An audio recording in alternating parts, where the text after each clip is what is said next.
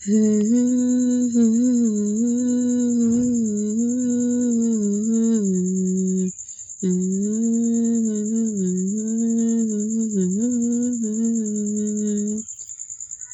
বলেন তো এই সুরের গানটা কি হবে? আসসালামু আলাইকুম বন্ধুরা, কেমন আছেন? আশা করি ভালো আছেন। আলহামদুলিল্লাহ আমিও ভালো আছি। তো আজকে আমার এই ভিডিওটা যে যেখান থেকে দেখে থাকেন অবশ্যই পুরো ভিডিওটা দেখবেন। আর ভালো লাগলে লাইক, কমেন্ট, শেয়ার করে পাশে থাকবেন।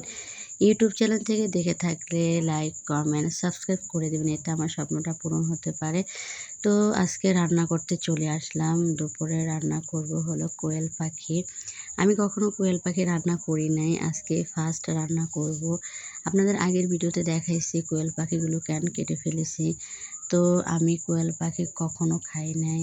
আমার মেয়ে অনেকদিন ধরেই বলতেছে, "মা কোয়েল পাখিগুলো রান্না করে দাও, রান্না করে দাও।" কিন্তু আমি সাহস পাইতেছিলাম না। কারণ কি জানেন? ওই যে আমি বললাম আমি কখনো খাই নাই, কখনো রান্না করি নাই।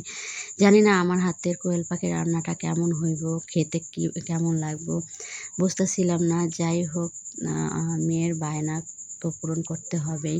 তাই চলে আসলাম কোয়েল পাখি রান্না করতে। তো আপনারা কে কে কোয়েল পাখি খেয়েছেন অবশ্যই কমেন্টে জানাবেন।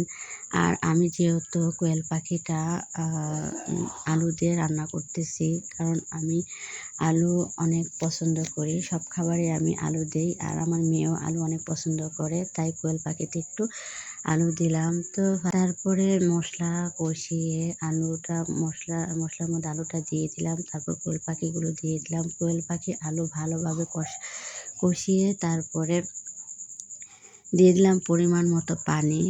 পানি দেওয়ার পর চুলায় কতক্ষণ বসিয়ে রাখলাম তরকারিটা। তারপর পানিটা একটু শুকিয়ে আসলো। আসার পর দেখেন তরকারিটা কালারটা কত সুন্দর হয়েছে আর দেখতেও কত সুন্দর হয়েছে। তরকারিটা খেতে ভারী মজা হয়েছে। আমি কখনো কোয়েল পাখি খাই নাই, বাট এবার খেলাম, খুবই মজা। আপনারাও খেয়ে দেখেন।